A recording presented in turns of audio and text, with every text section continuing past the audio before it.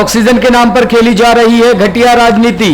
कुर्सी है तुम्हारा जनाजा नहीं, कुछ नहीं कर सकते तो दिल्ली की सत्ता छोड़ क्यों नहीं देते। दिल्ली प्रदेश कांग्रेस कमेटी द्वारा आयोजित वर्चुअल प्रेस वार्ता के जरिए पूर्व विधायक श्रीमती अलका लांबा ने पत्रकारों को संबोधित किया। दिल्ली में ऑक्सीजन की कमी से मचे हाहाकार व कोरोना संक्रमण को रोकने में पूरी तरीके से फेल हो चुकी दिल्ली सरकार को नाकाम बताकर सवाल उठाए। पत्रकार वार्ता को संबोधित करते हुए उन्होंने कहा कि कल शाम उप मुख्यमंत्री मनीष सिसोदिया ने ट्वीट के जरिए दिल्ली के कई प्रमुख निजी व सरकारी अस्पतालों में शाम 6 बजे के सूचना अनुसार 4 घंटे में 2 दिनों तक का ऑक्सीजन सप्लाई होने की सूचना साझा की है। इनमें से अधिकांश में मात्र कुछ घंटों की ही सप्लाई होने की बात सामने आई है। उनके इस ट्वीट से हाहाकार मच गया। मरीजों के परिजन पूरी रात चैन से सो नहीं सके। दिल्ली कांग्रेस लगातार हालात पर नजर बनाई हुई थी। अलका लांबा ने कहा कि दिल्ली सरकार ने पत्रकार वार्ता के समय तक यह स्पष्ट नहीं किया कि उन अस्पतालों में ऑक्सीजन पहुंची है या नहीं, जबकि एक दिन पूर्व खुद मुख्यमंत्री समेत तमाम आम आदमी पार्टी से जुड़े लोगों ने दिल्ली में स्वास्थ्य आपातकाल जैसी हालत पैदा कर दी थी।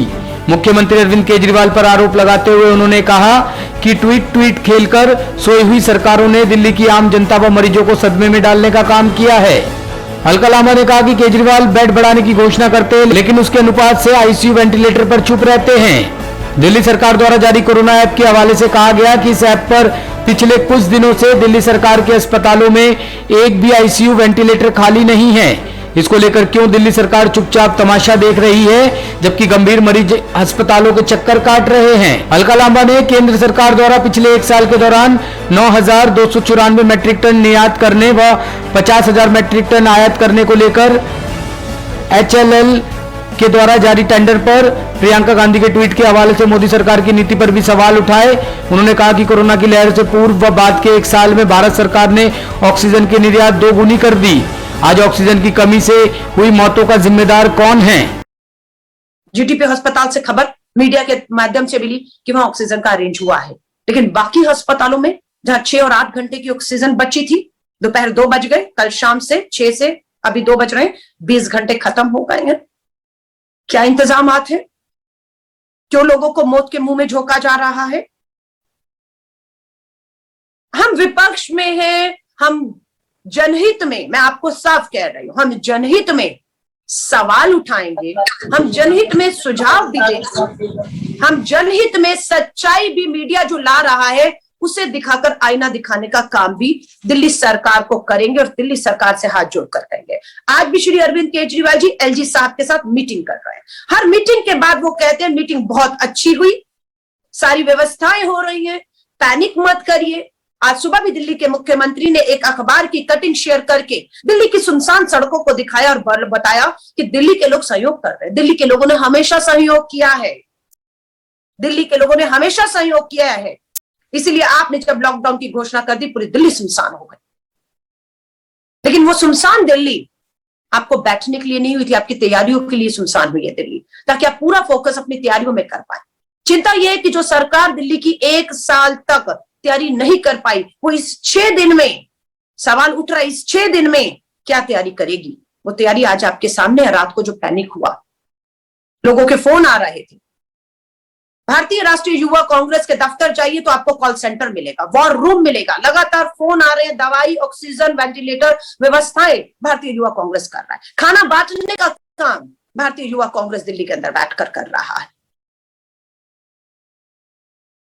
मैं आपसे कहूंगी, दिल्ली के मुख्यमंत्री को कहूंगी, रात को आपने जो पैनिक क्रिएट किया, ट्विटर खेला, सुबह आपके ट्विटर खामोश है, कुछ नहीं बताया कि उन अस्पतालों में अब स्थिति है क्या, होने क्या वाला है। कल प्रधानमंत्री जी भी देश को संबोधित करने आए, हमसे सवाल कुछ पूछा गया कि आप प्रधानमंत्री जी के संबोधन से संतुष्ट हैं।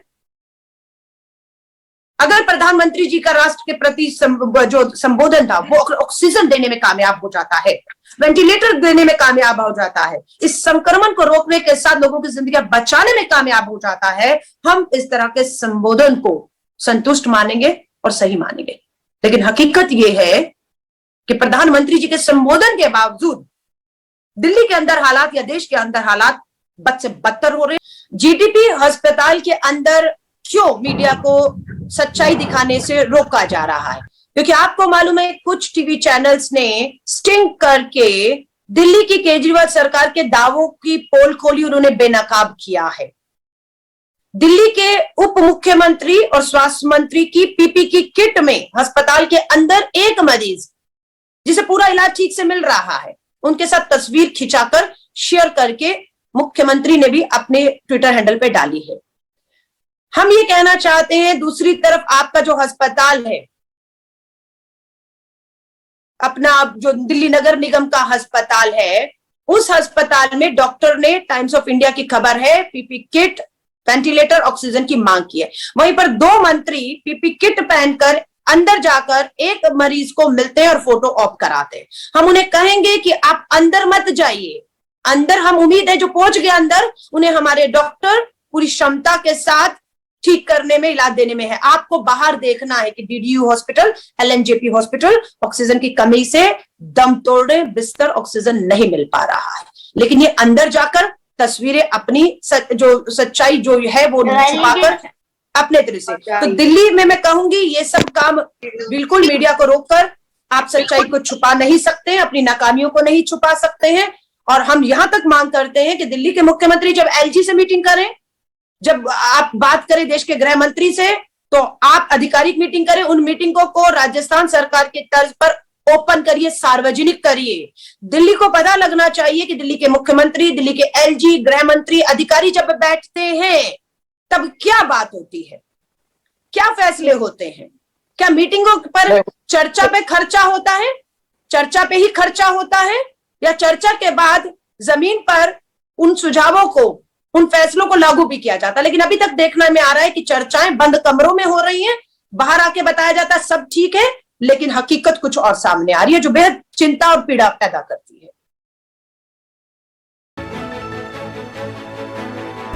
टॉप स्टोरी ब्यूरो के लिए दिल्ली से रवि डालमिया की रिपोर्ट।